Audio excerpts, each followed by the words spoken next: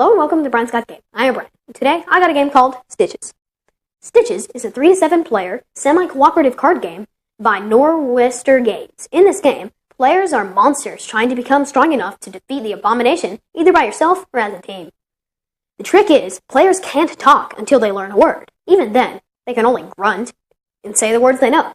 So, check it out, and I'll show you how to upgrade your monster by scavenging the market using your Stitches, attack other players with a rock, paper, scissors symbols, and to defeat the Abomination in Stitches. Setup: take one Abomination head and one Abomination torso and place them face down where you want the Abomination to be. Then, give each player a body, 2 arms, and a head.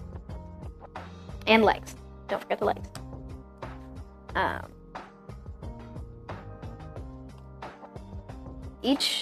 So this is a kind of Frankensteinish feel to a game. You have this monster who's trying to build himself better and defeat the Abomination. So you set up your character with head, legs, body, and arms. Arms they can be either way or whatever, doesn't matter. So the Abomination is secret. Nobody knows what it is until the first person tries to fight it. So you don't know what the Abomination looks like or how powerful it is until you try to attack it. So we're playing with 3 players. There we go, we got some nice arms up there. Okay, so each player gets 2 stitches, which are these stitches, and then you place twice as many stitches as there are players in the pot. So 6 stitches there. Then you shuffle the non-human and non-torso part cards with heads, more legs, more arms. So you shuffle those, place those there. You take the word deck with the words, place that nearby, and then take the Abomination deck and also place that nearby.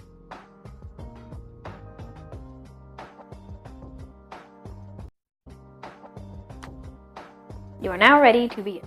The first player is the person who woke up this morning, most feeling like a monster. Let's say this person. Each round consists of 2 phases: market setup and player action. So, market setup. During market setup,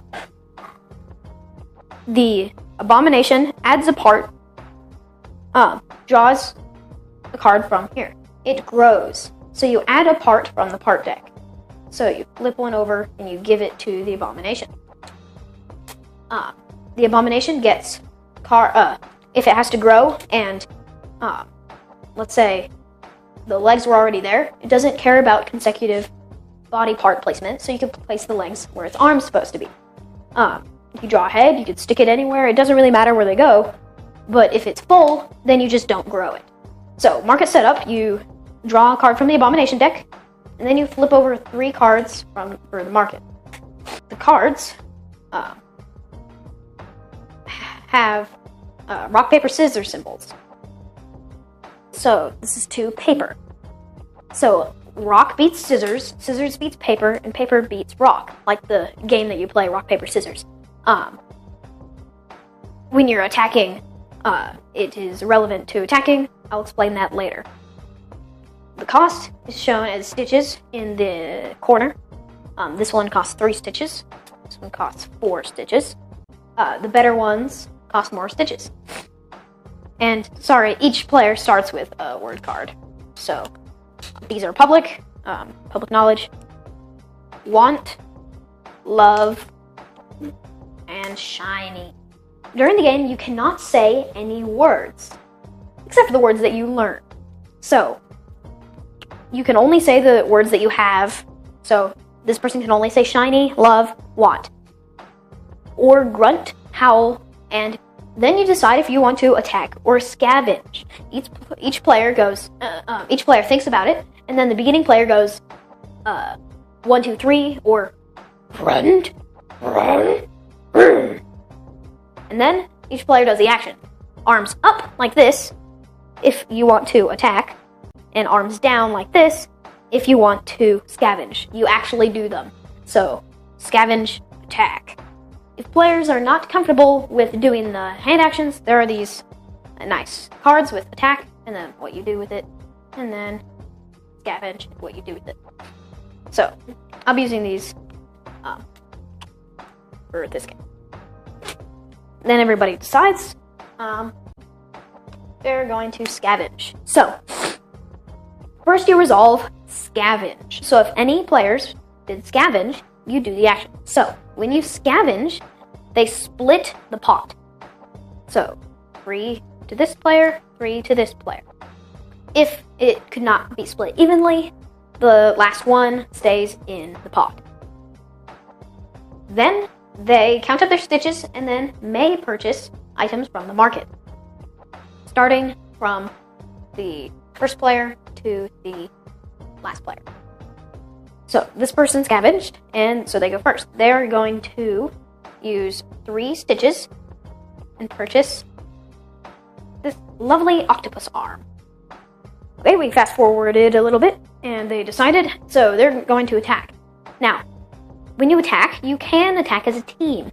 These 2 players both share the word grumpy, so they can attack as a team. So they're going to attack, and they're going to take out this tentacle arm, because they have 2 paper to beat this, and then 1 scissor to beat the paper, but because of the body, it adds 1 paper to everything, so they need 2 scissors, which they have, so they beat this. Now the Abomination attacks back. Let's take the highest or the lowest. Okay, so now it's going to attack the player's highest stitches value, which is the head. So now they are headless. Now it's this player's turn to attack, because they are on a team. They're going to use their 3 papers and 1 scissors to defeat this. The 1 scissors because of the paper, and then it attacks back. This is the highest value, 5, and that's destroyed. Now it's this player's turn. They can take this out because of 2 scissors and 1 rock. So they take that, and then it takes out the highest value, which is this arm. Now it's this player's turn. They cannot defeat the head because they do not have enough scissors. So they retreat. So when you retreat, you get rid of the word that allowed you to attack. Then you stick whatever body parts you won on your person.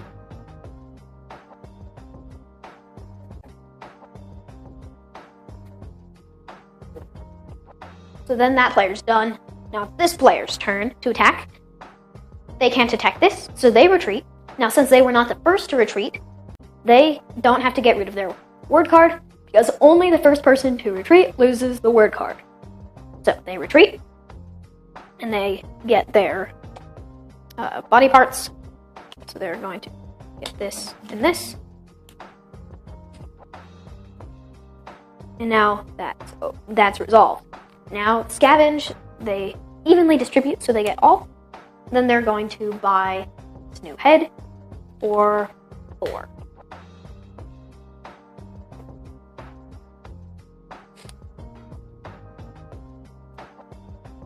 And then that's the end of the round.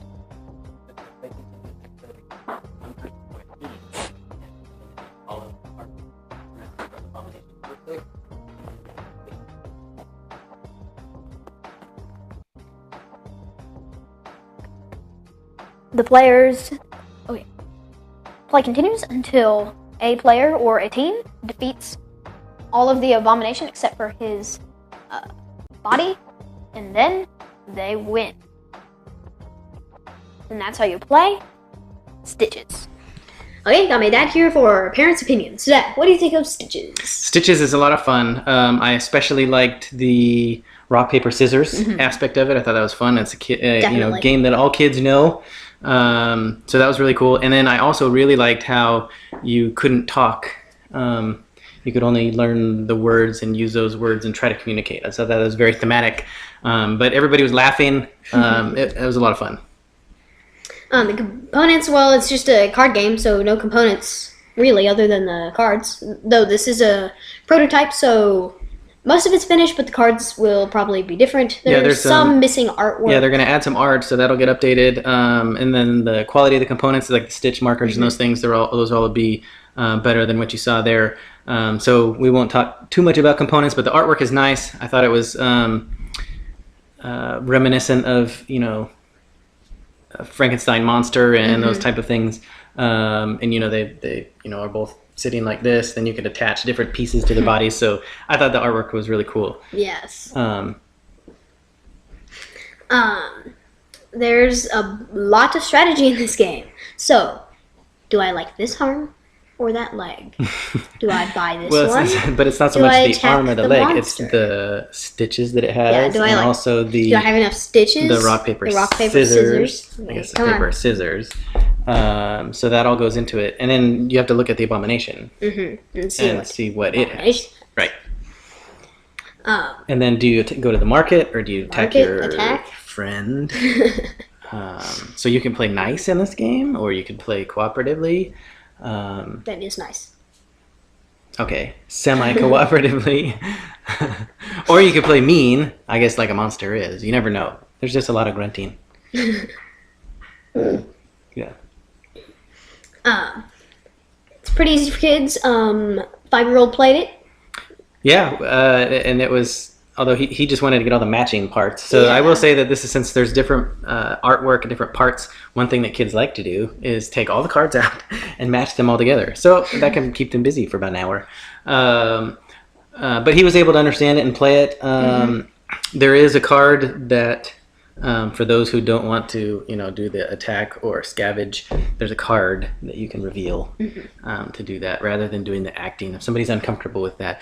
But I thought it was hilarious. The kids had a great time grunting and trying to figure out who's doing what. So we just all ended up laughing and having a good time. So I think this plays very well with kids. And then the rock, paper, scissors aspect of it adds to that. We had a good time with it. Definitely. Overall, it's a really great game. Nice components. The artwork's really nice. There's strategy. Rock, paper, scissors. Or rock, paper, scissors.